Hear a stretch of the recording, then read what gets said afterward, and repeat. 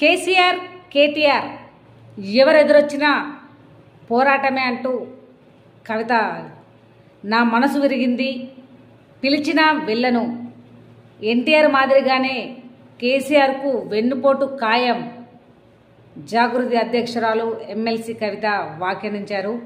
అయితే రాజకీయంగా ఎదురుగా ఎవరున్నా పోరాటం చేయాల్సిందే, అది కేసీఆర్ కేటీఆర్ ఎవరైనా సరేనని ఎమ్మెల్సీ కవిత స్పష్టంగా వ్యాఖ్యానించారు. కాంగ్రెస్ బీజేపీతో పాటు బీఆర్ఎస్ను సైతం సమదూరం పాటిస్తామన్నారు. తాజాగా ఓ యూట్యూబ్ ఛానల్కు ఇచ్చిన ఇంటర్వ్యూలో కవిత ఆసక్తికర వ్యాఖ్యలు చేశారు. ఆడబిడ్డ మగబిడ్డ మధ్య వివక్ష విషయంలో తమ కుటుంబం మినహాయింపు కాదన్నారు. బీఆర్ఎస్కు ఎప్పటికైనా హరీష్ రావు ముప్పుగానే ఉంటారని కుండబద్దలు కొట్టారు.